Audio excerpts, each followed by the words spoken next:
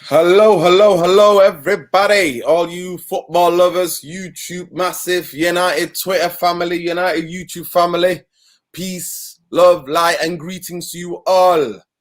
Here we are, the preview of Manchester United versus AC Milan. Two of the fallen giants of yesteryear. Joining me tonight at the United Real Therapy, I got Mundo. Man, that me and him go way back. And I'm talking about sneaking into Old Trafford way back in the day. Opinionated as much as me. Loves Man United as much as me. Treble season, Champions League. We literally watched every round in every game together. Sat next to each other. Made sure the level of superstitiousness was out of this world. People used to think we were out of our minds. We would have to if one of us went to make a cup of tea, no, Champions League music had to be played, and then we could go and do things. So Mundo, welcome to the United Real Therapy. Obviously, you know me as much as anybody knows me, or knows my love for football, and knows, obviously, our journey together, loving and supporting Man United. So welcome to the United Real TV, bro. Thanks for having me on. Yeah. How are you feeling? How are you feeling about this game? Manchester United versus Milan. You know what? I'm conflicted about this game, because it's a chance to win a trophy. Ollie needs to win a trophy. But we know what happens. Thursday, Sunday football mashes you up in the league. But if we somehow win this tournament, it's a trophy and it's Champions League football. But it's like Russian roulette, because all it takes is one moment in one game, you're out. And if it mashes up our league form, then there's no Champions League.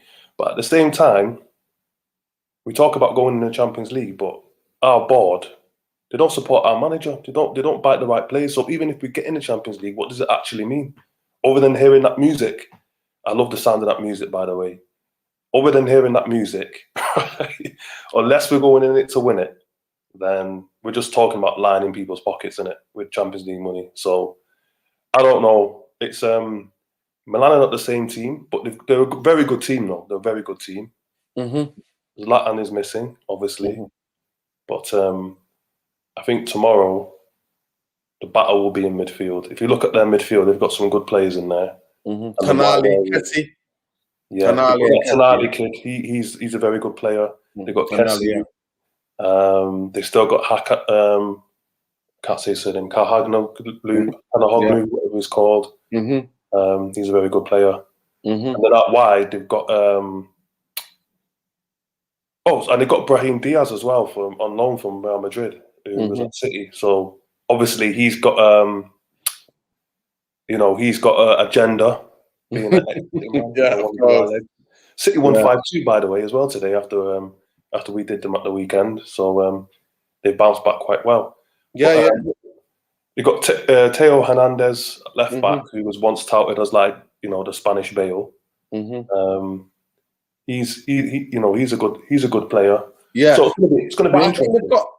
I think they've got loads of injuries though. I think tomorrow, from the sound of it, only 19 of their squad have travelled, so it's only 19 of them, and basically is like the lot is filling in for Hernandez. Hernandez. So I said ex-Man United. Well, we know what happened with ex-Man United players with Istanbul. Yeah, of course. So the lot is going to be most likely filling in. I mean, a possible team that they're going to put out is properly. Obviously, they've got Mandzukic, and the other was Rekic. He's injured as well. He's injured. Yeah. He's injured. Yeah. So they've got loads of injuries. They've got loads of injuries everywhere. But the possible team could be. In defense, that Romagli is the centre half. He's like their captain. Romagoli, yeah, he's a good player. Yeah, Romagoli and Keita, I think, and Caparinia, and the lot that could be the back four. Obviously, Donnarumma is the goalkeeper. Then you got Kessie and Tonali in midfield. I think, and up front is Leo. It's definitely going to play Leao when all the strikers are injured. Leao usually plays on the left-hand side, but they play him up front.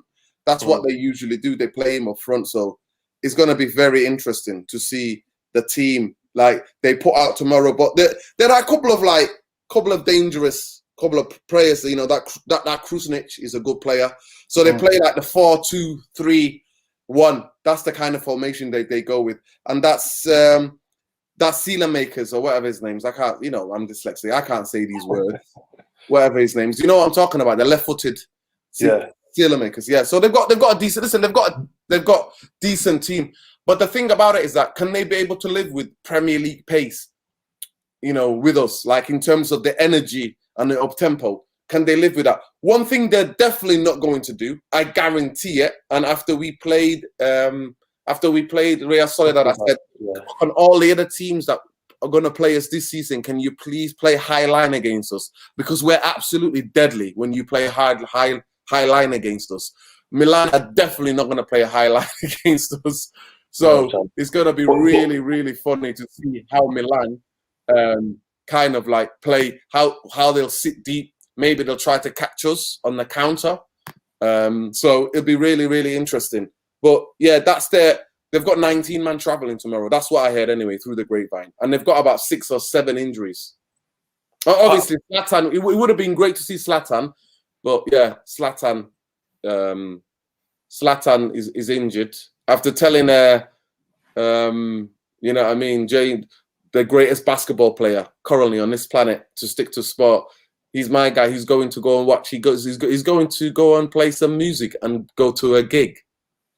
Like when he tells, like he's telling man like James to go and concentrate on basketball and the sport and don't concentrate on politics or get involved, like in anything like that. And then he's then going to play music in a concert. He's playing music in a concert, like, you know what I mean? And it's just like, wow, Zlatan, wow. And you think about Zlatan as well, and the problems he's had because of his surname, right, and where he's come from. You know, being from an immigrant family in Sweden. Yeah. So we would have thought that he would have had some views on politics and whatnot. So why is he? No, he has. Yeah, that's what I mean. He's just quickly forgot about them. If you type in Zlatan, there's all these statements talking about the racism he experienced, the discrimination he experienced, the discrimination he sees in Swedish society. So he's all over. He's there, but all of a sudden he's there now, just piping up. It was random. It was ridiculous. But anyway, it would have been good as a player. It would have been good to see Zlatan, you know, play against United. So it would have been really interesting. Especially, it would have been interesting to see him against Lindelof and Maguire. What he would have done to those two. You know what? The universe struck and said, nah, you can't have that. Can't have that. Anyway, obviously, I just want to bring up to date those who've not watched the game. Obviously, Liverpool are through. To me, that's a shows, isn't it, about IP Leipzig. You know, they've got a fantastic coach, great coach, great manager, but they don't have the players to really compete at the highest level. And Liverpool, who are low confidence, Liverpool's seen them off. And tonight we've seen a bit of resurgence in Barcelona. I thought Barcelona played well. Obviously, they couldn't score. They couldn't get the goals. The chances fell to the guys who are not too clinical finishers. You know what I mean? Like Dembele, a lot of chances fell to him. And here we go. Malcolm Casey is there saying Messi needs to talk like Craig David. Yeah. You know what? I'm big up all of the people commenting, all of the people. We've got 30 people in here. Please share, like, subscribe. Please share this video. If you share it on your social medias, and if you get 5 people to subscribe, you don't have to necessarily watch the channel all the time, but if you get, I just need more subscribers. So let's build this community. Let's get this therapy together, because I promise you, we're all going to need to be there for each other, because this season, I think there's so many twists and turns still yet to come from Man United. So the therapy is needed, and especially after we heard the news that broke today anyway. But we're going to still carry on and continue to preview Man United, Milan. Have you seen Ollie's presser today, Lindo? Yeah, I've caught bits of it. I mean, we've got quite a few players missing, haven't we? So there's no Rashford. Yeah. But he looks like he's been carrying an injury for a while anyway, because he's been a bit hit or miss. You can even see, like, even when he's running through on goal or running for the ball, he's not going, full at it. It's like he's been a bit tentative. So I think he's been carrying that injury for a little while. But I think Dan James might come in on the left, and he's been playing well recently. So we should be okay. Obviously, Donny with his mystery injury. God knows what's happened there. He's not playing. No Mata. No Pogba, as we know. He'll put out a full-strength team. So we know that Bruno will play. We know that Shaw will play. Well, actually, not necessarily Shaw. You might put in Tellers. But Bruno's definitely going to play.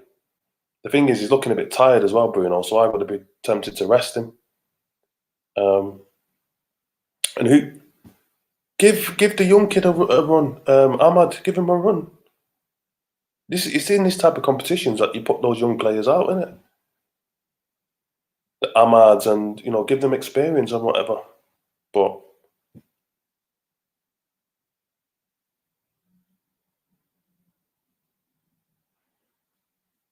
bro, I've lost the sound. Can you hear me? I can't hear you now. I'm trying to be respectful.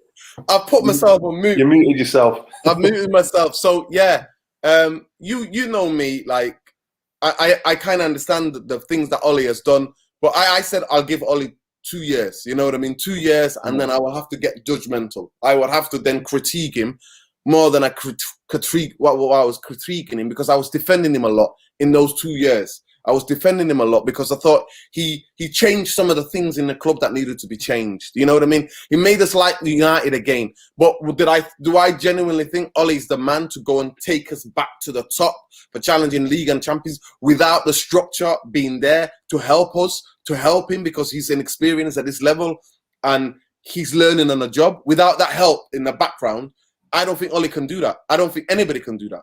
I don't know if I forgot Nagelsmann or whatever, man. If they're not getting the help and they're not getting the transfer targets, the first choice targets, second choice targets, instead of giving the fourth or fifth choice, then we're not going to improve. So when I was watching that game against Palace before the City game, I'm like, just do something to change it. Stop being so scared of losing. And obviously, most people could see it's on my preview. But what I'm saying to you is that, yeah, I think tomorrow we can see what the team's going to be, though. Most likely, I mean, I don't know what your team's going to be like, but most likely, so we got no Pogba, no Donny. Donny's quite suspicious, man. I'm really suspicious about Donny, because why was he allowed to travel with a squad to Chelsea, right?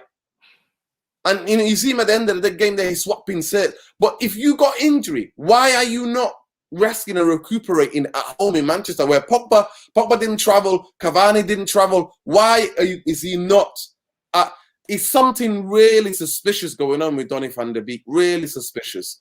So Cavani, he comes back in. Like I said, I was going crazy saying, you know my views, what I said about Cavani. It was the last stage thing, and I said Cavani is an injury prone 34 Euro player that was about to retire or go to the US or go back to Latin America to play. So is he the guy that's going to save Man United? And when he's been playing on the pitch, he's proven me wrong. I get that, because I thought he was washed out, right? But he's not proving me wrong in terms of the way that he has been injured. His injury record. I said, I tweeted it out and I kept saying to people, his injury record is there. It is severe, and he's got. And how many games has he played for Man United? In big games he's missed. Obviously he had the ban, and then you see his dad coming out saying he's getting sick of the weather, you know what I mean? Like he wants to come home to Latin America, all of this stuff. So it's all a bit kind of like, you know what I mean? It's all a bit it's all a bit kind of like, okay, now are they pressuring Man United to give him a maybe 3-year contract? Remember, Matic pressured United, Mata pressured United, and they've all got like 2-3-year contracts. Like, you know what I mean? So Man United give contracts out. 3 years. Man United give contracts out like it's like sweets, bro. Like sweets, like that. You know 10p. What was it? 10p mix. It's like a 10p mix, man. We dash it out. We dash it out like 10p mix. Yo, big up to everyone. Big up to everyone who's watching. We're just going to come to the director of football announcement. Definitely. We're going to come to it. Khalees, Radim, Lacey, definitely we're going to come to it. Yeah, I'm not as optimistic as some of you, but I will obviously wait and see what they do. But we're still talking about Man United. So I think most likely we can pick the team. Dean Henderson, obviously, because De Gea is still in Spain. Wan-Bissaka, Shaw, or might be Telles actually. He might go for Telles because Luke Shaw was doubtful for the game against City. So it might be Telles, and it's going to be Baye Maguire most likely because he might want to rest, or it could be Lindelof, and then it's the two guys, two of the most uncreative midfielders in world football at this moment in time, playing for a top team. Two of the most uncreateful. They can't create jack between them. They're going to play Scott and Fred. And then on the left-hand side, I think he's going to go for James. Martial will be up front, and then Greenwood on the right, and Bruno, obviously. I think that's what's going to be the team. It's the midfield that's the worry, because Kessie and Tonali are ballers, isn't it? So against McFred, that's going to be a really interesting battle. I'm not too concerned about them going forward because I don't think they possess, we possess more firepower than them. Mm-hmm. But certainly in the midfield, Tonali and Kessie against McFred. I mean, Fred against City, that's the worst I've seen him play in a long time. Mm-hmm. He's like he was he's like trying to deliberately sabotage us or something. It's like honestly. He forgot which side of Manchester he was on. He thought he was playing for City. Yeah. You know what? It became that meme. That it almost became that meme of Benzema saying, "Yo, don't pass the ball to him." The guy's playing against us. What was his name? That Julius, that Brazilian kid saying, Vinicius, "Don't pass the ball to him." Vinicius, I felt like Bruno was going to tell the rest of the defenders, "So don't pass the ball to Fred or McTominay. They're both playing against us. Don't pass the ball to them." Honestly, it's like they were taking in turns to give the ball away against City. It was super frustrating because I think we could have whacked City by 3 or 4, even in that first half, if we would have got that last passing right. But obviously, our record lately, we drew 3, we won 1, and we're going into this, not being beaten, not concede that many goals. But on the strength Milan team might be able to, do us, So it's going to be very interesting. But that's the team. Does your team change from mine? Is it different from mine? Or does I would have picked that team. I think that exactly what you said is what I suspect. But I think that we'll be more effective in the second leg. I think we'll do better in Milan than we will at OT tomorrow. Yeah, it's really interesting how we're playing. They're playing at Old Trafford, and we're playing. So because I think it's Italy are not as freaked out by anything, so we're playing at Old Trafford tomorrow, and then we're playing in Milan. We're going to Milan. I'm going to Milan because I know that some Champions League games played in Northern Italy, weren't they? So yeah.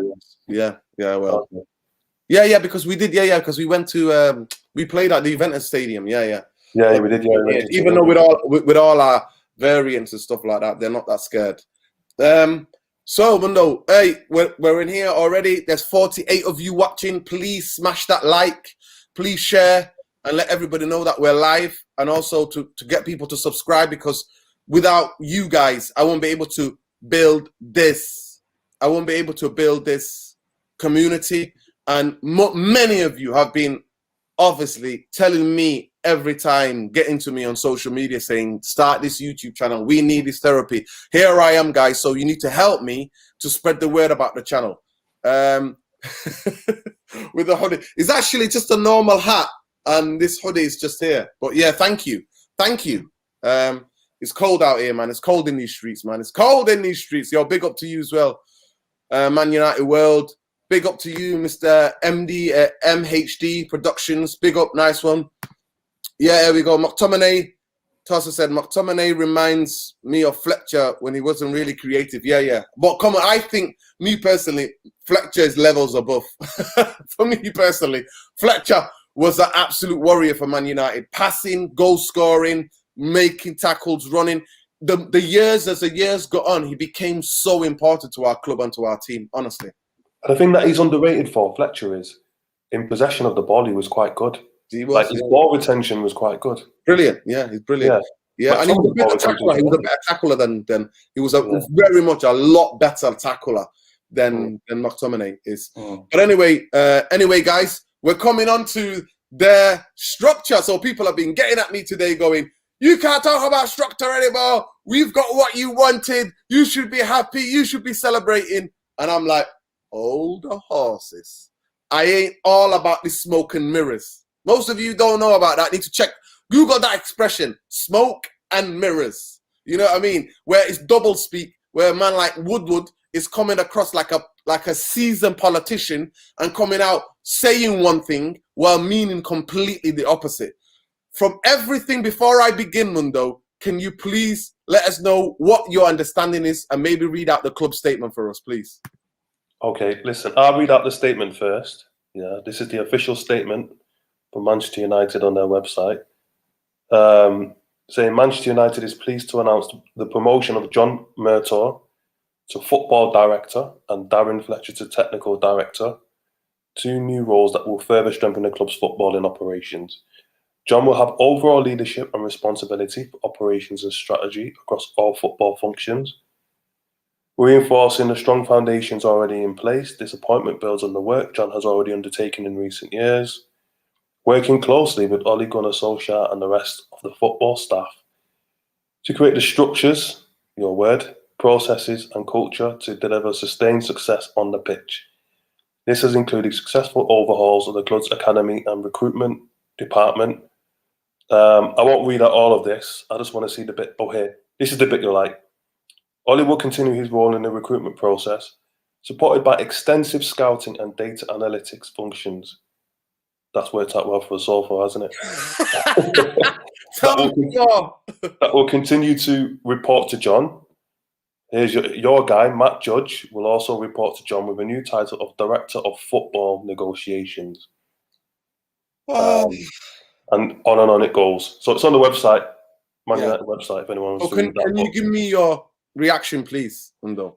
Because obviously you understand, because I'm always doing your heading, talking about structure. Somebody I've known for a long, long time since we were kids. You know, we go back since we've known each other since we were kids. But I've been banging on to Mundo about structure for a long, long, long time. So I want to hear your views. I want to take you back a week, right? When Ollie done his presser and he was talking about telling the fans not to get gassed about the summer transfer window because we're not going to sign anyone, basically. And then between that presser and the announcement today, right, there's been leaks coming out left, right, and centre, like a sieve, right? Things leaking left, right, and centre about United now been linked with Koulibaly again. We've been linked with Oblak from Atletico Madrid. So how can we go from 1 week saying we've got no money to talking about Oblak, who's costing north of 100 mil and whatever, and then within a day or two, they're talking about this new announcement. And the thing is, this John Murtaugh guy, he was brought in by David Moyes, so he's been at the club for 7 years. Say it again, Mundo. Say it loud. People can't hear you. David Moyes, man, right? Yeah. David Moyes brought him in. Mm-hmm. So, what experience does he have as a director of football? As far as I know, zero. Right? and when you read the press, it's given announcements like, "Oh, he went to meet Hannibal, overseas, and chaperoned him when he went to some under-16s football tournament or something." And it's like, what has that got to do with? Because your director of football has to have football connections, right? It's like David Gill. When we had David Gill, he had connections within the game. That's why when he left, he went straight up to top in UEFA, right? This guy's come from nowhere. Now, I'm not going to judge him because I don't know about his football knowledge, right? But if you look at the press release and you look at other bits of media, and Woodward and a source, that infamous source that always leaks stuff and talks about Man United transfers, is saying, "Oh, we met some experienced candidates, but they didn't impress us because all they were talking about is people that they've signed previously."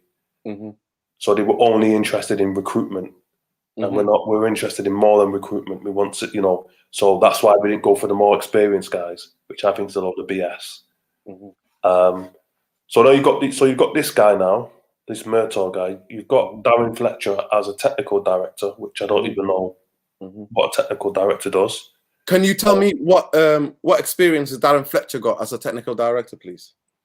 Zero. And the thing is, he only rejoined the club in January as a coach. So how can he join the club in January as a coach, and then within 2 months you're in probably one of the second most important role in the club on the football side of things. Makes no sense. And again, I mean, you know, like Bayern Munich have got Hassan Zalahamivic in a similar role. But how long has he been? So how long was he under learning from the other person that was there? How long? Bayern Munich, everybody kept at me. Bayern Munich do the same. To me, it's absolutely no problem, Mundo. If we had this structure already, so we had one of the best. Big up Flawless. Take note, Sarcasm City, man. Big up my boys, man. Big up my YouTube massive. Big up the boys, man. Big up everybody else in here. The biggest thing for me is that Darren Fletcher, John Murtagh, is that his name? Murtagh. They have zero experience at this level in a club at the Man United's level, where they have any experience, any connections as director of football, as a technical director. Now we want to separate the roles, okay? Technical director, you can get away with it to a certain extent, because technical director is actually looking at the technical aspect of the football structure in terms, and it's mainly down with the youth. So it's looking at from the under 12s, under 13s, under 14s, under 15, 16, 7, under 23, till the under 23s. And it's basically the kind of job already Nicky Butt is doing. Nicky Butt is kind of doing that kind of role, similar role. And sometimes he steps in and he's a coach. Sometimes he does the overall. So Nicky Butt is already that guy who basically makes sure the pathway is clear for young players to be able to get into the first team, right? I don't mind that. But as the director of football, this John, I can't even say his surname, you have to say it for me. John Murtagh. John Murtagh was David Moyes, man. Was there when David Moyes was getting rejected on all these. So he was there. So this John Murtagh has been there. So his background is sports science. That's his background. His background is in sports science. He's a sports scientist. And somebody who studied, I studied sports studies, sport and education at university. They're more of the technical kind of, like, really technical, the science of sport. It's the psychology of sport. It's the physiology of sport. It's the biochemistry of sport. The kind of the chemistry and the biomedical side of it. Biomedics, I think it's the word that I'm looking for. And it's about how the body, how you can get sports people performing at their optimal levels. That is a further away, Mundo. Majority of footballing directors were coaches, players, the ones that are the top ones. We're talking about the Mitchells, the Moochies, they were Munchies, the guy Juventus, all of them. They were either coaches.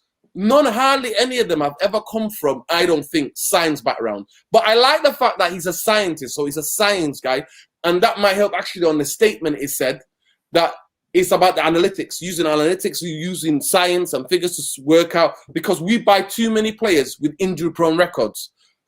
I am not dissing this appointment in the sense that, but all I'm pointing to is that this man has zero in youth football, because Man United in the last 3 to 4 years, we've been signing loads of youngsters. We've been signing youngsters from abroad, youngsters in this country. So I understand Man United have been building this infrastructure. I think they've been copying what Chelsea did, where they were sending people on loan. Chelsea hoarding the best young players and then sending them all on loan to get experience, and then try to get them to come back and to play in the first team. It's a way of saving money, it's a way of saving money for the club. But to me, John Murtagh has zero experience. And the other worrying thing for me is that Matt Judge is a negotiator. Are you kidding? As soon as I heard that, I put the tweet out there for most of you people who are watching this. I put the tweet out and I said, I need to see more details. And I said, the question I asked was, is this football director has absolute power? So even if John Murtagh's not good enough, at least that role exists within the Man United footballing structure, Mundo, right? But the biggest thing for me is that I think some of it's smoke and mirrors, because Matt Judge would not be negotiating director. Why do you need a negotiating director when you have director of football? Like, it don't make sense to me. It don't make sense to me. And we know already from the things that were leaked, and also a lot of it was leaked by on Sky, actually, and in the videos he did by Patrice Evra. I think we got smashed in one game In one game we got smashed. Was it Tottenham? I think it was a Tottenham game. And Patrice Evra. Have you not seen Patrice on Sky anymore? They got rid of him, don't they? He exposed Moyes. He said Moyes got rid of Salah because he was dealing with his daughter. That's what I'm telling you all, people. Now, Patrice Evra, I've not seen him for a long time since he came out, since he was like almost emotional, coming out hard against United. I mean, Patrice Evra said, the Glazers don't know what's going on at the football club. They don't know there's a football structure. And I keep telling people, I tell people, the power of Man United lies with Mundo, with 3 bankers who all went to Bristol University. I've been to Bristol. Bristol's a lovely city. But I don't want my football club run by bankers, investment bankers to be specific, and accountants from Bristol University. And there is no in the hell way that those 3 guys are letting the power go, right? So someone like Richard Arnold, he's the corporate guy, right? He's the corporate guy. He's the sponsorship guy. Matt Judge was the negotiator. He's an accountant. Tell me, how does an accountant become a recruiter? How a non-footballing person who's been an accountant become a negotiator in transfers in football at the highest level? It doesn't work for me. And then you got Ed Woodward, the ultimate investment banker. Hence why he's helped the Glazers to take over Man United. I'm breaking it down. You're getting a real therapy, people. Like I said, there's 51 of you right now in this stream. Smash a like, share, and take note. Take note. And big up Flawless as well. Take note. I'm taking his his hip hop name, his rap name. So there isn't anything. There's no confidence that I have. This structure, it is just there for the flack. When Man United mess up yet another transfer window, that they're just there for the flack. They're just there to take the flack so that Woodward and Richard Arnold and to extend Matt Judge distance themselves away from it and go, well, it's all on this John man. Because whenever, going back to my original point, whenever exposed, Evra said, they don't know how to negotiate. They turn up to transfer negotiations with briefcases and money. They turn up. They don't know how to go and talk to footballers because that's not their profession. Those 3 guys I've just named, Woodward, Arnold, and Judge, they are absolute fraudsters. Fraudsters. That they have been allowed to take complete control of this. And I can imagine before Fergie left that the Glazers were murmuring these things because they were getting more power. Because it was it was in terms of Fergie, Gill, and other people that were on Fergie and Gill's side. Because most people forget, Mundo, Fergie and Gill were against this hostile takeover by the Glazers. The quickest way the Glazers shut up Gill and Fergie is slammed up both with money. They literally made Gill one of the highest paid CEOs. They made Fergie one of the highest paid managers in world football. And they said to them, we're staying out of the football. You do run everything. We just own the club. You do everything. You wonder what, when you want to ask us for transfers, you run everything. But as you can see, there was this other group. There's this other clan inside of the Man United structure that helped the Glazers to take over, right? Which the head of it was Woodward. So you could imagine, why do you think Gill, when Fergie stepped down, he was like, no, I'm see you later. He dipped as well. Like, it shows. But anyway, I've gone on too much. But Patrice Evra, those of you, if you go on Instagram, you can see how Patrice Evra exposed these guys.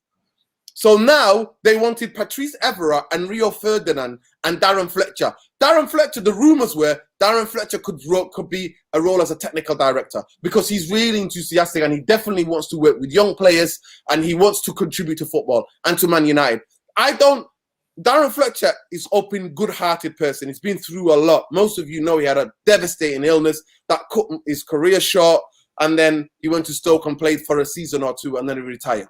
But am I questioning Darren Fletcher's intentions? No. Manchester United for a long time have been jobs for the boys. Starting with Woodward, getting Richard Arnold and Matt Judge, his buddies from Bristol Universities in, and that continues to the coaching staff. For Man United to succeed, we need the best in their professions, the best coaches, the best sporting director, the best technical director. Then Mundo, I don't mind if the likes of Evra, Rio, or any other player, or the Casa 92, learning underneath those people, learning the job, shadowing them for years and years till they come and take over, like Bayern Munich. That would be amazing, right? But at this moment in time, I don't see any of that evidence. So like I said, proof will be in the pudding. This guy's been there for 7 years. And from the statement and the way what I'm reading, it's all about development and young players and development. That's what it's about. But if this guy had any ideas, the first thing he would do, he would not mess about with any players. He would if he wants Ollie to succeed, he would go and sign 2 or 3 of the best technical, tactical coaches in Europe, in the world football. Forget in Europe, in world football, to go and help Ollie out. Because as we know, Ollie he does not coach. He openly came out and said, I don't do the coaching. Take it away, Mundo. Well, look, there's a couple of things about this structure. Number one, Judge is part of it, right? And he's been part of the disaster that has been Manchester United's transfers over the last 4, 5, 6 years, however long it's been. The thing is, right, apparently he answers to this John Murtaugh. So this John Murtaugh is supposed to be his boss now. And what they're saying is that John Murtaugh and Darren Fletcher are going to be the guys that meet the players and all the rest of it. And then Judge does the negotiations. But how is that any better to what they've been doing previously? Because they fuck up the negotiation, they mash up the negotiations every summer, don't they? And the thing is, the way they approach transfers is embarrassing. It's one thing missing out on players. It's one thing not getting the players that we want, 3rd or 4th choice. But it's the way they do it in public. You remember when we had Fergie and Gill, right? Mm-hmm. You wouldn't even know Man United were in the market for somebody. All you see is on the 1st of June or whatever it was, end of the season, the guy stood there holding the shirt. Like, where did that come from? You literally find out last minute. They did everything undercover. Ferguson used to get SAS guys to follow players to find out about their lifestyles and all kinds of stuff. These guys, they're leaking stuff in the press because all they're concerned about is, let's keep the price down, let's keep the price down. So Matt Judge is still in that seat of power in terms of negotiating with clubs. The other thing is the model that they follow, because don't forget, Arsenal have American owners, we have American owners. I'm looking at what other clubs have done in a similar situation. They got Stanley, whatever his name was, and Miss Linta from Dortmund, who were amazing, right? Good pedigree. They went to Arsenal. They sacked Mislintat because they said they overpaid for Pepe, which is like 75 million they paid for him. And the owner said, oh, we're going to a agent-based model now, which is we negotiate through agents. What we do, that's what we do, by the way. That's what I was about to say. That's our model. We have a similar model, right? Because on the Sancho deal, and I'm still convinced that even back in the day when we bought Ander Herrera and those guys turned up at the Spanish FA with the suitcases with money, the club denied it, but they were definitely our representatives, right? Because we know now, because of the Sancho deal, or the attempted Sancho deal, that we negotiate by agents, intermediaries. We don't even approach the clubs. And, you know, proper run football clubs, it's their director of football getting on the phone to the director of football of Borussia Dortmund, right? And to agents as well. And agents, to the player's agent, to the Dortmund directors or whoever, flying in there, having a meal, having a glass of wine, talking about the deal, sorting things out, yeah? Football is old school, that's what it's about. And as soon as you start going through intermediaries and start pulling fast ones, like in the Bruno deal, Sporting agreed a fee. Sporting agreed a fee. Why? And then our owner, Joe Glazer, after we've agreed the price, says, no, actually go back and say we want to pay 10 million less. Right? That's unheard of in football. Yeah. It's not gentlemanly conduct when you're in negotiations, because they're coming with these banker style negotiations. So even though you've got Darren Fletcher, even though you've got this guy meeting the player and whatever, the issue will remain between the clubs, because you've got Judge and Woodward negotiating with the clubs. That is the problem. So we might get linked with players. We might convince Sancho was convinced to come to United. That was never an issue. 100%. Right? Mundo, I know people who he hangs out with, and I'm seriously, I'm not just saying that. People who was in Manchester, people who was in the City youth team with him, that he was like, I'm coming to United. I'm coming to United. I'm coming to United. The issue was between the clubs, and that issue, even with this structure, is still going to exist. And that's why. But it was between agents, because it was the agent. So they hired in a negotiating agent to work with the agent of Dortmund, the club, and Sancho's agent. It's absolutely ridiculous. And going back to the Bruno deal, most people don't know that it was Bruno's agent, because Bruno really wanted to come to United, right? Bruno really wanted to go. It was Bruno's agent that put it out there. Barcelona were going to come in and buy him, and that they were going to send him on loan to where? To Valencia. So to force Man United hand. How ridiculous is that? The player's agent have to invent stories, literally, to get it out to the press, to the Spanish press, to the Portuguese press, to say, this Bruno is going to Barcelona, but he can't go and play for Barcelona. But Barcelona are going to send him on loan to Valencia. I just want to just buy players without having this drama, this soap opera played out every summer. Just buy the players. You don't need to leak stuff to the press, etc., etc. And the thing is, they always say, "Oh, we're not prepared to pay this fee." They didn't want to pay 80 million for Maguire. They ended up paying it, wasting months negotiating and paying what they wanted anyway. Same with Sporting, right? So, I think I'm not going to be too negative about the structure, because at least we've got some footballing guys in there, which is good. Yeah. There's some degree, but there is a big but, right? If it depends on the power dynamic. So if they're saying to those two guys, you guys are completely in control of the football side of it, but Matt Judge is going to, when it comes to the player's contract, Matt Judge gets involved then maybe it'll work. But if it's just, actually, we're just putting you there to create an impression that we've got a structure, but actually Woodward's still calling the shots. We're in the same position we've always been in under this ownership. So yeah, we're back to square one. To me, the biggest thing is control. I like the fact that the position is created, right? Because other clubs, the top 9 clubs in Europe, they sack that guy. If the guy does not work, if he's not doing what he's supposed to be doing, they get rid of him and then they get somebody else. So I'm just going to go to some of the comments, Mundo. So it says, Glaze is out. Do you think Sancho will join? It all depends. I definitely think Dortmund are willing to sell. But like I said, do I want to spend this, like the whole transfer saga, continue to sign Sancho when we signed him in the last couple of hours of the transfer? No. I think there's more important positions that we need to fill in this team. I think we need a CDM, 100%, somebody who can pass the ball through the channels, Mundo, because McTominay and Fred cannot create jack between them, right? Jack between them. And we need a centre half. We need a fast centre half who's going to stay fit. Not a guy who's consistently gives you 7, 8 out of 10 consistency as a centre half, and who's not going to get injured. That's what we need. But Mundo, talk to me. Would you want Sancho? And the other thing about Sancho as well, he plays more on the left. He plays more on the left every time I see him. We need an out-and-out winger on the right who can create. I don't want a guy just to create. I want a guy who can create and work a partnership with Wan-Bissaka. You know what?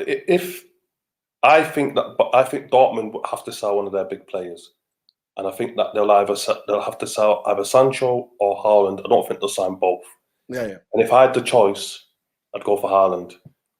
And on the right wing, I like the look of that Rafinha guy from Leeds. Yeah. You know, he's a much cheaper option than Sancho. Of course. He plays on the right. He's an inverted winger, left-footed. Because Haaland's the man we need. Yeah, Mundo, but do you think we need? Do you think we need a? Don't you think we need a centre half and a CDM more than we need Haaland and Sancho? Don't you think that? I definitely think, yeah, there's three. They're the three problem areas. I think. No, we've got four problem areas: centre forward, right wing, because I think Cavani's off, so Yeah. we need a striker. Mm-hmm. Centre half, right wing, centre mid, Right. centre forward. Four positions. Four positions, yeah. We always we know the four. We need four players though who are gonna go into the first team right there, Mundo. Not on to be on a subspend. Not like Donny. They'll be ready. They need to get used to the way of Man United. None of that. First team into that, and then our bench can look healthy. Then we'll be able to compete on two fronts. But will the Glazers? Will this new structure? Will they do that? Anyway, Let me ask you a question. Yeah. Even if we bought a CDM, we bought Donny. Do you trust Ollie will play him? Because he's got because Donny's better than Fred and he's better than McTominay. He can't get a game. No, Mundo, I don't know what to trust anymore. That's what I'm saying to you. The most important signing, I always used to say, the most important signing for Man United is a director of football.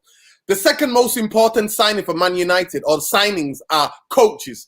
If we're going to continue under this structure with Ollie, because I think Ollie is a fantastic man management, it proves to you, anytime when Ollie is on the edge of the cliff, he's about to fall off, he's about to become an extreme pressure, the players come on just from somewhere, they find a performance and they get him that win. So I think Ollie can do things, but he just needs a proper technical, tactical coaching staff that know what they're doing. Right? Know what they're doing. Anyway, I'm just gonna go and get to some of the comments because I like to interact with you guys because we are a community. Whether I like it, whether Mundo likes it, we are a community, guys, and we cannot do this without you. So let's go, just quickly race through. Go on, Mundo, start reading it out, man. Start reading it out.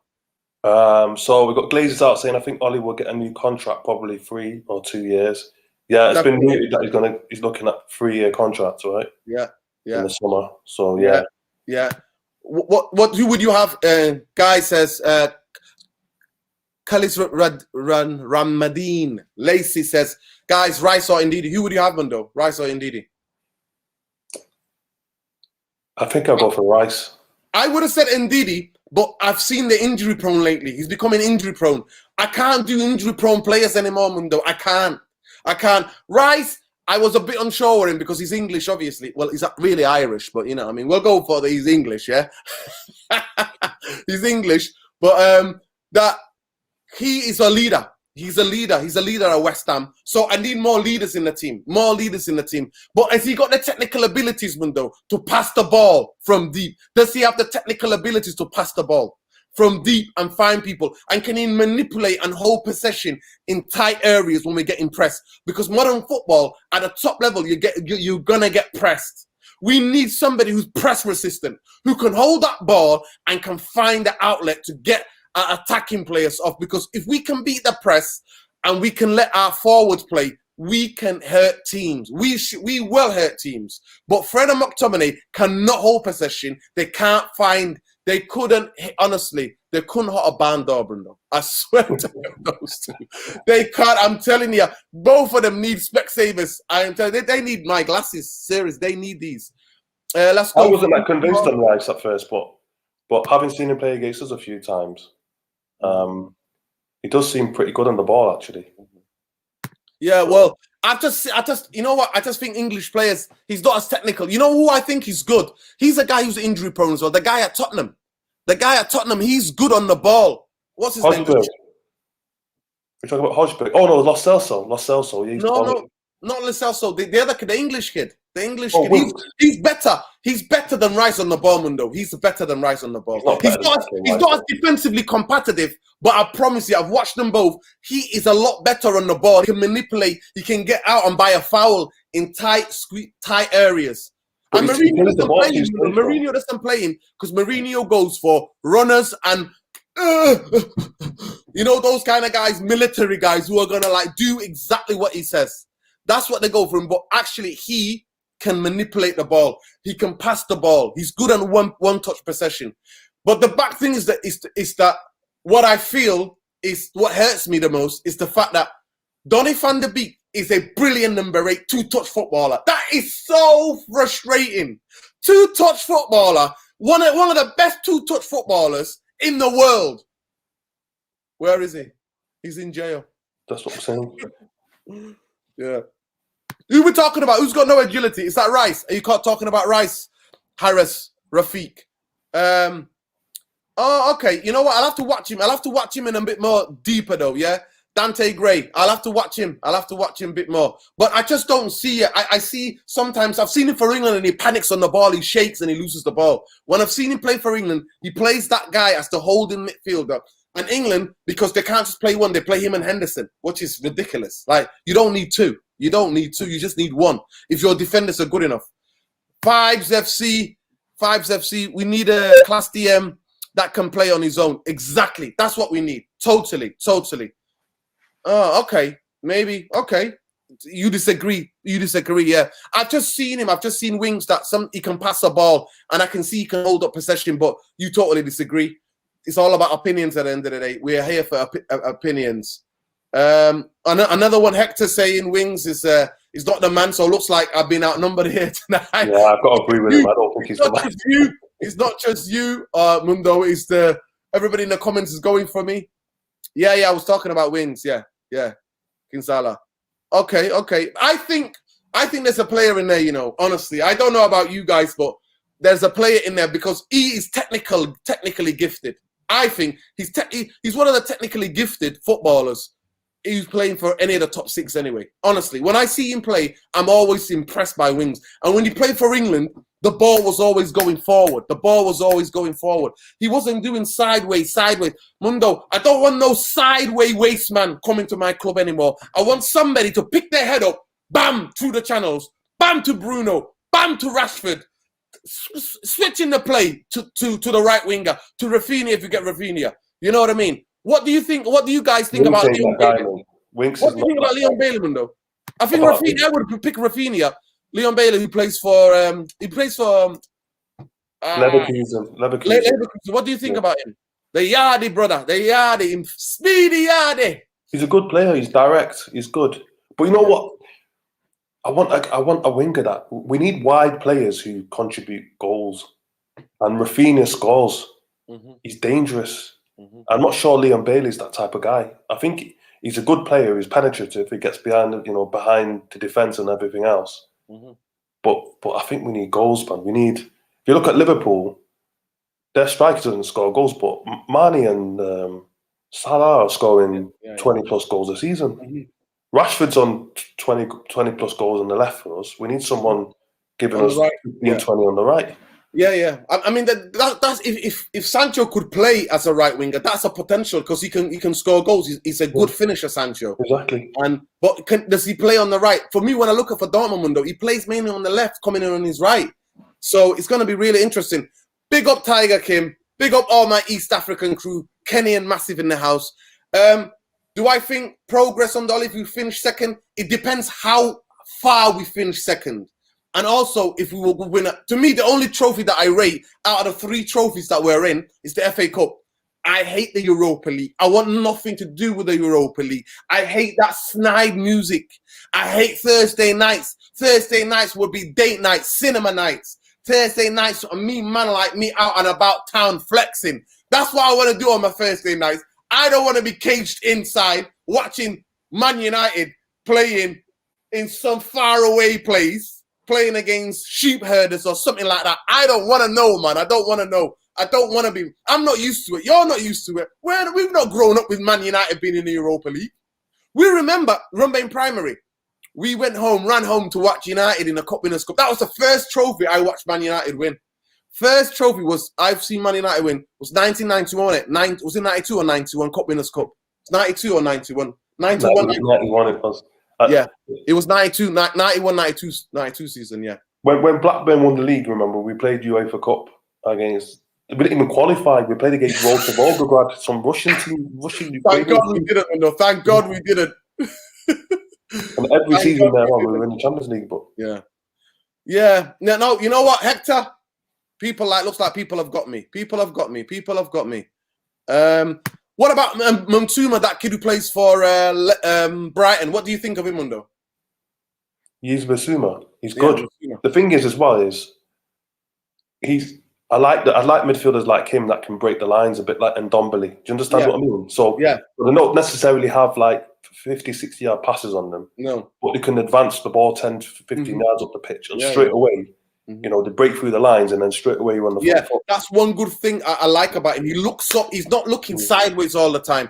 And you know, the other kid, I don't know what his name is. He's like I think he's got North African heritage. He's got an Arabic name.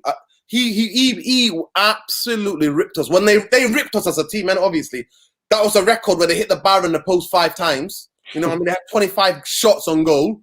And those two in midfield run us that day. Run us. Serious. It's the kid who scored against Liverpool, the one who got the winner against Liverpool and they beat them 1-0. He's a very talented. He's like 19 years old. Yeah. He's a very good player. Very good player, that kid. He's got tech. He's got absolute tech. People are coming at you already, Mundo. Like, Mundo looks like Flex. Yo, big up Flex. Big up the brother Flex, man. Big up. No, trust me, OG's Deco, you heard it, bro. OG's flexing on a Thursday night, man. We don't want to be watching that. I want to be watching football on Tuesday night, Wednesday night. That's what I'm on about. I want to hear the champions. That's what I want to hear. We still got like 54 people on this stream. Please subscribe. Please share, like. Tell everybody. Tell your dog. Even get your dog, man. If your dog watches videos on YouTube, get him to subscribe to this channel, man. Get your dog. Get your pets on here, man. Get them. They need that therapy. Trust me. Because you stress them out already anyway when you're watching Man United. You know what I mean? Watching Man United lately comes with a health warning. The past 7 years, we're approaching 9 years, Mundo. 9 years. And we've not even sniffed. We've not even sniffed. Now tell me, please, any other owners in the top 9 clubs in Europe that would take that? Tell me, please. Tell me in the top 9 European big clubs, any owners that would absolutely let the standards fall to that level. You know why they wouldn't? 2 reasons. Number 1, they've all got ultras in their fan base. They're burning effigies. They're mashing up your car. They're coming to your house. Right? They're chasing the owners out. That's number 1. To be fair, Man United fans, they were naughty. I mean, we don't condone any violence, by the way. We're not inciting any violence. We do not condone because we think proper protest channels. You know what I mean? I'm a protester. You know me, man. I'm a protester. I believe getting out in the streets over there. We're not promoting any violence, but we do know that Woodward, it got a bit tricky for him outside his gaff, didn't it? Exactly. That's the one thing. And the number 2 thing is that we're like under a dictatorship, right? Whereas those other clubs, they have members who vote for their presidents. So if you mash up, then you get voted out. Yeah, somebody else comes in and does a job. Whereas Woodward's not accountable. He can just do what he wants. Of course. He can make many mistakes and get away with it. And Mundo, we have percentage of ultras at Man United. There's a couple of ultras in the Stretford end. But around 4 corners of that stadium, we got more pensioners than anyone else, Mundo. I was on the stream this afternoon, Mr. Aaron UTD, and Aaron, we were talking about we're on the European Football Show. You better go ahead if you're not subscribed to his channel. Go and subscribe to his channel. Go and subscribe to Sarcasm City, Flawless, Taking on Stro, and JV channel. Subscribe to Saeed. Saeed's vamping up Saeed TV now. That's what it's become.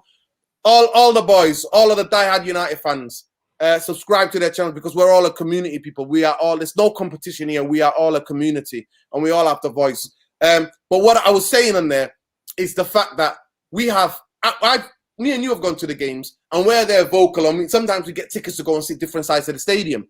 And honestly, when I'm up and shouting at players saying, come on, I'm doing that, the pensioners are there bringing out their flask like that, looking at me like that, going, you're a bit lively, son. Looking at me like, you're a bit lively.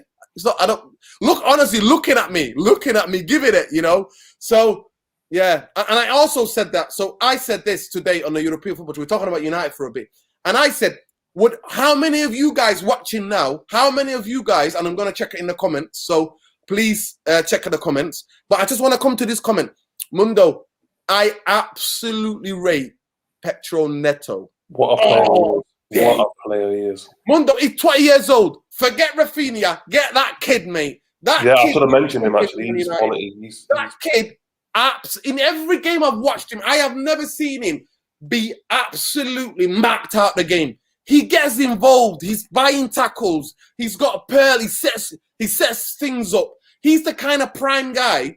And I think we could work on Bruno to work that Portuguese magic on him to get him out of there. But do we have the negotiating team, Mundo? Do we have the negotiating team to get him out of it? Because as we stand now, guys, Wolverhampton, Leicester City, Everton all have a better football structure than Man United. What does that tell you about this club? What does that tell you about this club? He's my favorite player outside of the top 6 or top 7. Top 8 teams. He's my favorite player, Neto.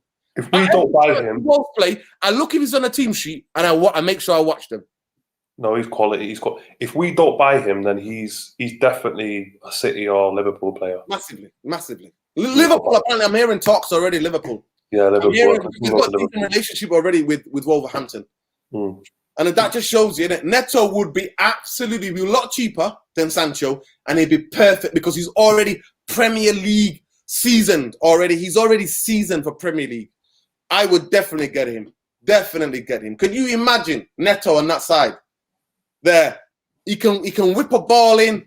He can, and you know what I mean. And sometimes, and most of the thing people forget as well, that Greenwood can play as a number 9, and also when he grows out more, turns into a man, he will become as a number 9, as a number 10. Actually, Greenwood is more of a number 10, a high goal scoring, fantastic finisher. Van Persie was an out-and-out striker. Do you remember Van Persie in his early days? Van Persie was a winger, and then he became almost like a number 10, and then he moved on to become a central striker. So we don't have to worry about that. People are like, people are saying to me, what about if you get Neto or if you get a right winger? Where is Greenwood going to play? I'm like, listen, we're going to have how many games in the season? If we're going to have a successful season, there's going to be a loss of form, injuries. There's going to be all these things. We need to have options on the bench. But the other big worry, but that's the only thing. I won't worry about it as much, but because Ollie does not use substitutions anymore. Last season he was. This season he is not. And one of the biggest things why I didn't want Poch, because Poch always predictably waited to the 77th minute and made a change. Made 1 or 2 changes. Yeah. It is interesting. It is interesting. But anyway, Mundo, we've actually talked for an absolute hour. Get me and you to talk about football, we'll be here for 3 days. You know what I mean? If we would talk, we would be on this stream for 3 days. But have you got anything to say? I think you should set up a football Twitter. Definitely. I think that people will love to hear your opinions and analysis of Man United. I think definitely you should set up a Twitter with a Mundo hashtag. Definitely. The reason why I gave him the name Mundo, because when we used to play football, and especially 5-a-side or 7-a-side, we would pretend to be Rivaldo and Edmundo. That's what we would pretend, or Mario or Romario or Romario and Edmundo. Yeah. And we would find each other. It became almost ridiculous when we used to play. We used to find each other with the passes.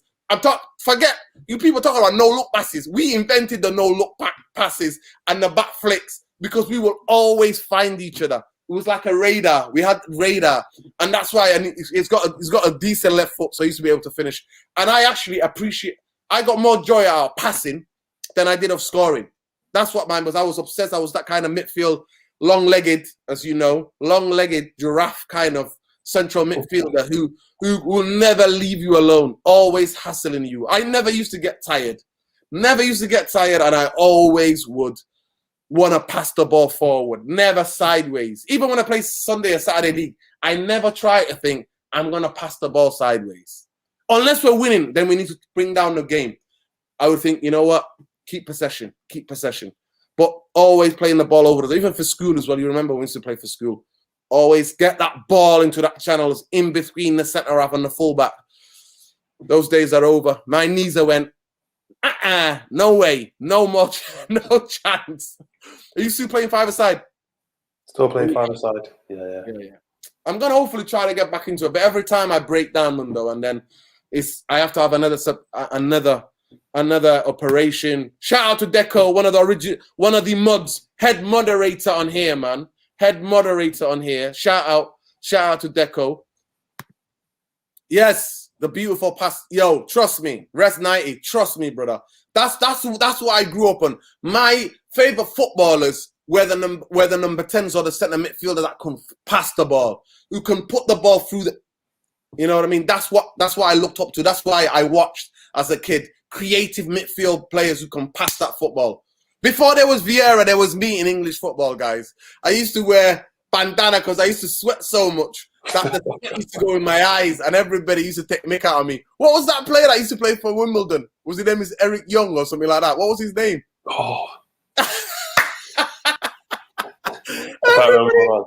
Everybody used to rip me those days. Anyway, guys, the stream's gone over an hour. I would like to say thank you to Mundo for coming on, and he will be a regular guest, a regular and hopefully a permanent guest on this channel. We will chopping up Man United. You think I get angry and I get passionate and I get heated. Wait till you see when Man United lose. Wait, he's been very, very calm tonight. But wait till you hear him when Man United put in an abysmal performance. But anyway, let's end on a positive note. We welcome the structure. At least the position's been created in the club. So if this guy fails. But I personally think it's smoke and mirrors. And I would love the club and John Mayer to shut me up and actually deliver. Because if they do that, every day, all day, every day, 24/7, I'll take being shut up because I win everywhere. I win anyway. Because Man United will be doing great. And I'll be coming on here saying, I am wrong. Do not listen to people. I was totally wrong and I would apologize to them. But I think when Matt Judge is about and they're creating a new role, no other football club that has a director of football has a director of negotiations working with him. No chance. They have, the director of football has all of the managers, all of the football structures around Europe. He has all of the top agents' numbers. He has relationships with those, with all those agents, with other CEOs, with other football directors of all around Europe, the top clubs. That's what they have. That's what that guy has in his phone. He can just pick up his phone and dial and talk to every agent and every director of football across all Europe and the world. Here's a quick question before we go. If things go south with Ollie and we sack him, is this guy, because normally it's a director of football, isn't it, who decides who the new manager is? Who picks the new manager? Is it him? Is it Darren Fletcher? Is it Ed Woodward? Well, his position will have to, but we both know it's Woodward. And that's why I always said, when me and you have the arguments, me and him have the countless arguments, people, that Ollie should go. Ollie's not good enough, he keeps telling me. And I'm like, okay, if Ollie goes, then I want Woodward to go. Because what confidence does it give you to know that Woodward or these other two Muppet bankers are going to hire somebody who knows what they're doing at this football club? So for me, Woodward is still there, Mundo, even though in the statements what I was reading today that Woodward's going to step back from it. He's not stepping back from no jack, mate. He ain't stepping back from nobody. All he is doing is getting the spotlight onto the guys, so when United Twitter blows up, he can go, it ain't got nothing to do. Neil Ashton can come out and go, it's got nothing to do with Woodward. These guys have got to do their job. Neil Ashton snidely can go, just like the royal family, briefing against Meghan and Harry. Ed Woodward will be using Neil Ashton as a director of communication, or as his personal communicator, personal secretary and press person, to go on, brief against John Moore and Flex and Fletcher and these guys, saying, well, they've been given a chance, but they need to improve or they're not doing a good job. Mark my words. I'm predicting this right here and right now. That if he goes south, they'll be like, maybe they're not. But I'm glad at least the position has been created, even though we don't know if he has any power. We do not know, and I am huge skeptic. Guy from nowhere, who's a sports science guy, all of a sudden is becoming a director of football at Man United. And there's a new position being created for Matt Judge, which, if you listen to what Patrice Evra says, has zero clue. And from the evidence, we can only go by evidence. Mundo works in the legal world, right? He's trained in the legal world. And we only go with evidence, Mundo. Mundo, what is the evidence so far of Man United transfer in the last 8 to 9 years?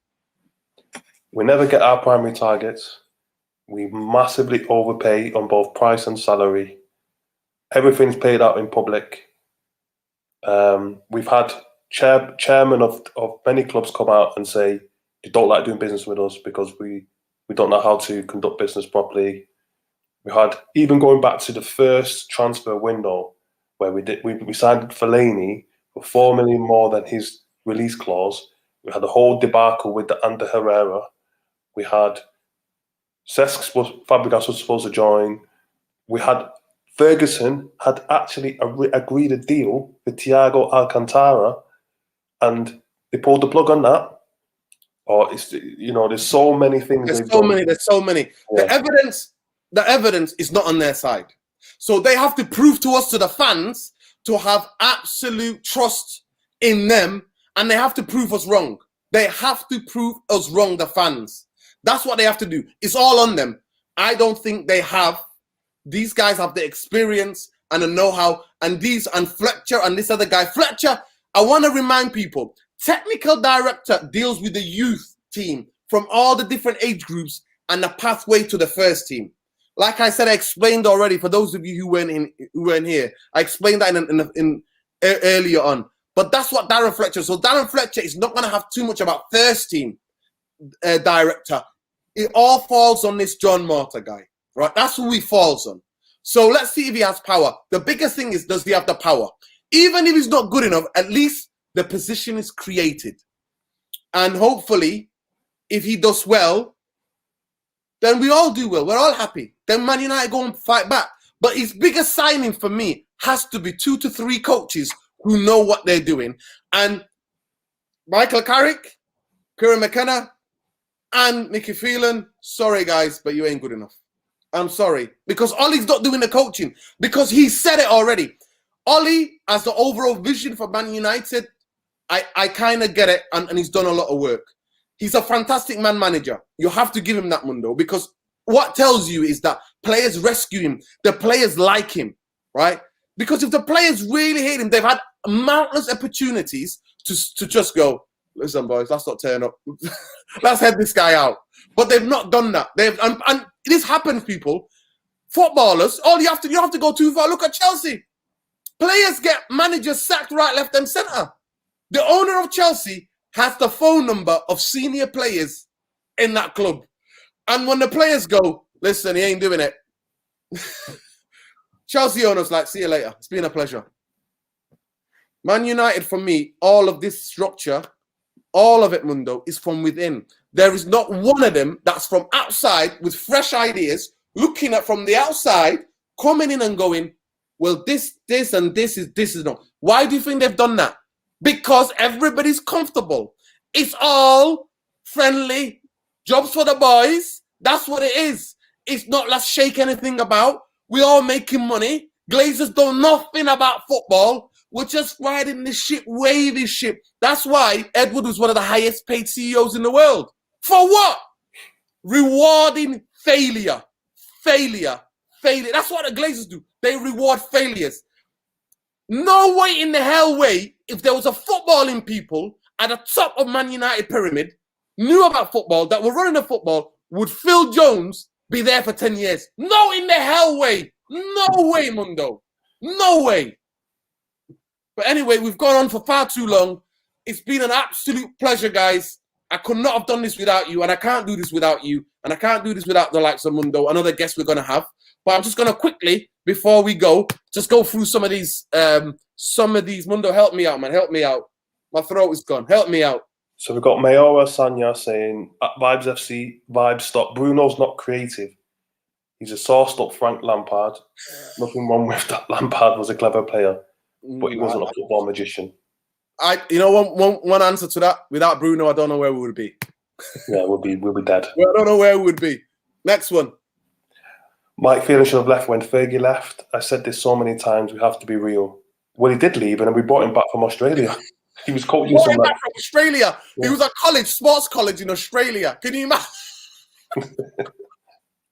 Mundo, that just says it. That just wraps up. That just wraps up. That just wraps up. Yeah, he agreed. Vibes FC saying, yeah, we definitely need some top coaches. We won't move forward with the current coaching setup. Yeah, I agree with that. The HH progress has been made today, finally. Well, we hope you're right. We hope that you're right. We hope you're right. Yeah, Mayora Sanyo again. Unless United get a new coach with a football philosophy, getting players is all irrelevant. Yeah. And then Malcolm Cleese is saying, can you imagine we paid 30 million quid for Amad Diallo? And actually, it's going to rise. It's going to rise. It's going to be 40 something. Rise. Yeah. Vibes FE, Woodward and Judge get laughed at by other clubs. They do, and agents. Vibes FC, I agree. Sancho won't hit that goal tally in the Prem, but another creative player with Bruno and Pogba is needed. Yeah, definitely. Vibes FC, Bruno is creative and a stat show that, but the problem is we're missing Pogba. Totally. It's true. Dante Gray, has he got the balls to sack him? Probably not. Jobs for the boys. Jobs Dante for the boys. Gray, yeah, we need to get Sancho. Mayo Sanyo again. I think Sancho gives United a playmaker because we really don't have creativity. Bruno's not creative, he's just a goal scorer. Mayo Sanyo. Sorry, I'll go back to that one. Yeah. Too fast. Saying I also have Sancho, he has class. 17 goals in the Bundesliga. The leagues, boog, everyone shines in that garbage league. Well, Haaland, I disagree because Haaland's banging him in there, but he's also banging him in Europe as well. So. Exactly, in the Champions League, yeah. And Lewandowski as well. Yeah. Harris Rafiq says, thank you, Harris Rafiq. Yeah, without you, we couldn't do this without you, man. We want to build a community. So tell everybody, if you get 5 people, guys, 5 people that you know who love United, who love football, to subscribe. We're going to have a shows where we're going to round up. Hopefully, me and Mundo will be doing that show where we do the roundup of the week on a Monday, hopefully, where we talk about the rest of the Premier League games as well, and where we'll be giving out certain awards to certain pundits and players and managers. We'll be doing that. We'll have to come up with some creative ideas. Yeah, man. Big up to you as well. Big up to you as well. Big up, man. Big up. Lloyd Taylor, the thing is that Judge won't be negotiating players to come to the club. It'll be them. I don't know about that. To me, the word negotiation says you're negotiating, mate. Why are you there then? Because negotiation means you negotiate. Oh, Raquelme, what a player. What a player. Oh, my gosh. Fergie tried to sign him, you know. I know. Imagine if we signed him. What a maverick. What an absolute maverick. Harris, we are the same-minded, same-hearted people, man. Trust me. We are. Trust me. Yeah. I think we've got most of them. We've got most of them. Oh, yeah, El Nouri. Yeah, very good. The way he played against us, definitely. I agree there, Res 90, definitely. Grealish, I don't know. I don't know if the type of money that I would get him, but the type of money that, what's it called? The Aston Villa one, I don't think Man United could. Why does Grealish play for Manchester United, though, in our current system?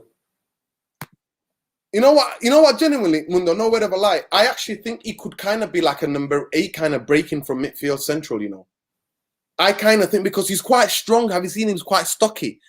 I think if you get the right fitness around him, he can be a breaking midfielder. And Mundo, like he said, you remember what we used to say? How's Ole Gunnar Solskjaer going to play? How's Sheringham going to play? How's Andy Cole? You're going to have loads of injuries. How do you think City play? They've got, look how many number 10s they've got. How many wingers they've got? Come on. When you have the squad, it's going to be injuries. There's going to be lack of form. There's going to be all sorts of things going on. To me, you need to stack up with proper players. Look what we used to have. Scholes, Beckham, Giggs, all of these kind of different kind of guys all had to get to play. They all played. Fergie used to choose their games. And that's why you had the best in quality, because they were like, you know, I'm going to show you. You might have played well this week, but wait till I play in the Champions League this week. I'm going to show you. The worry I have about players like Grealish coming into Man United is our whole team's built around one player, Bruno. But Mundo, but that's what I'm saying to you, but we can't. That's why we need other quality players. We need other quality players in the team so that the team doesn't become a one-man team. Anyway, guys, I think we've done enough. We've gone on for an hour and 20 minutes. Like I said, me and this guy could chat about football all day, every day. Listen, big up, big up, big up. Big man from Jamaica. Yo, big up to all my people in Jamaica, man. One of them, that island is one of the most influential islands in the history of this world, mate. In the history of this universe. You just think Jamaica culture, how it's impacted the world. We might have to do a video on that, Mundo. We might have to do a video on that. Why Jamaica is just an incredible place. This is the last comment, last comment here. Mohammed, I agree Grealish can actually be a deep line playmaker because he has the passing range, yeah. Press resistant, but we won't know not buying 4 players, so I can't. So I see why other areas are more important. Yeah. Like, to me, Grealish can come. The only thing that, you know what, one thing Grealish had proved to me. Last season, I was like, don't get him, and I said I prefer Donny. But Donny is like a... Donny's in jail. Donny came to British, got in jail. He's in quarantine. He's in quarantine. Listen, England left Europe, and Donny got stuck here, man. Got in jail, bro. He got in jail. Got locked up. United are totally Brexit FC, man. Brexit. That's why only players from the world play, like Fred from Brazil. Even mans on here were telling me a week ago, Fred's from Stockport. No, from Stoke. Plays like he's from Stoke, and he definitely does. Is he from Brazil or is he from Barnsley? This is it. This is it. Trust me. He passes like he's from Barnsley. I know that for sure. I know that for sure.